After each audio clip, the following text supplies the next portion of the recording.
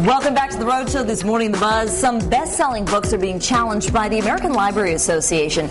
You know, every year the ALA comes out with a list of books that they're asking to be removed from the library or classrooms because of its content or inappropriateness, impropriety.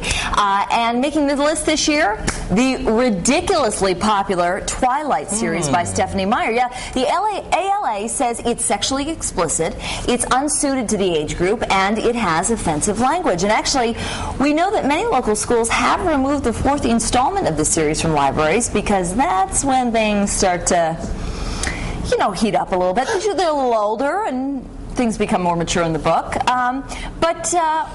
This was interesting to me because it is so popular. I know that there were a number of groups when Harry Potter, which is of course still so popular, as those books come out, people say, maybe this isn't the best thing for kids. Other people say, you know, whatever gets kids to read, gets them to learn and be more engaged and more interested in literature. So what do you guys think? Well, I got in a big debate with a friend of ours who has a daughter that's, I believe, 8 or 9, and I'm kind of going off to the movie now, but they took their daughter to the movie at that age. Well, it didn't really have anything, I'm trying to think, inappropriate. Other than young men walking around without shirts on. Right, yeah. So, I mean... Yeah. I was like, what are you, crazy? You can't... Okay. So I didn't think that was appropriate. Well, what was it rated? PG-13 or something? PG-13, Twilight. All right, so if it was PG-13 and you took your 8-year-old, maybe that's not. a stretch, yeah. Okay.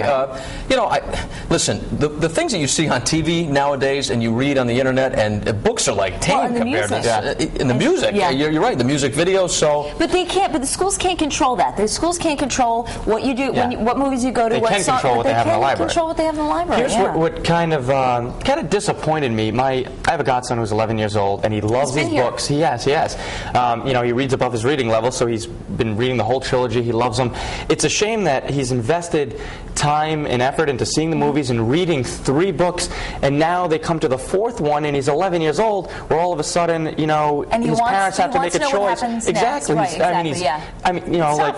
Once you get involved in these trilogies and whatnot, or this one has 4 books, but I mean, he's literally invested so much time and he's excited about the 4th book coming out, and now you're almost telling him, like, sorry, man, sorry.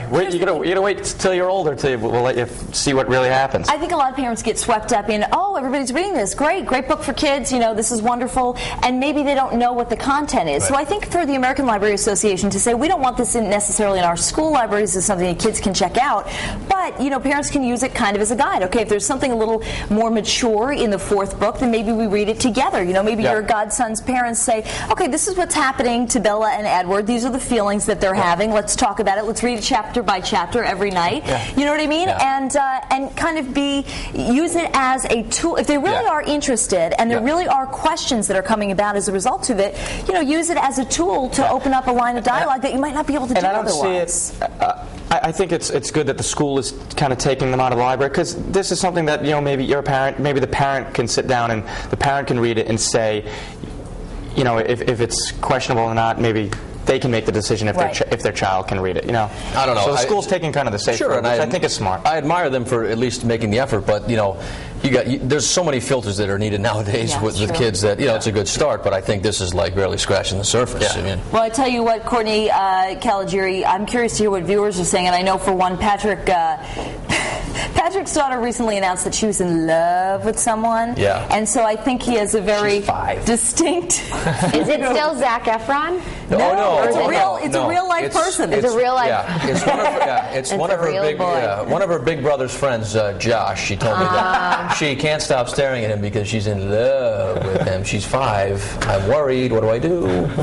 Ignore it, I guess. Let her grow out of it, because it'll be somebody else the next week. They'll get cooties eventually, right? The boys? Okay. We'll start chasing each other around the playground. But we have some parents here on the live blog who are saying no way to the Twilight books until they're older. So I'm going to read some of their comments now, right off our homepage on foxprovidence.com. And Aaron S. says, I think it's the parents' responsibility to try and screen what their children are reading. And Joseph Butera says, we have a 9-year-old that really wants to read the book Twilight, but the answer is definitely no. She's way too young for this material. Maybe when she's at least a teenager, we will allow her. And he goes on to say that, you know, there should be parental warnings on books like there are on music, just so parents kind of have the heads up in case you're not familiar with series like that are growing increasingly popular. Here's our poll here right under the live blog. Which of these do you think makes a book inappropriate for children?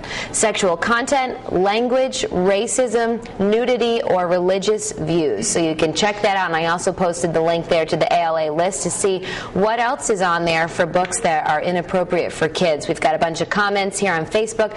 Jump in, leave us your remark if you want to weigh in on this subject. I'll be back in about 30 minutes with those poll results. For now, we're going to head back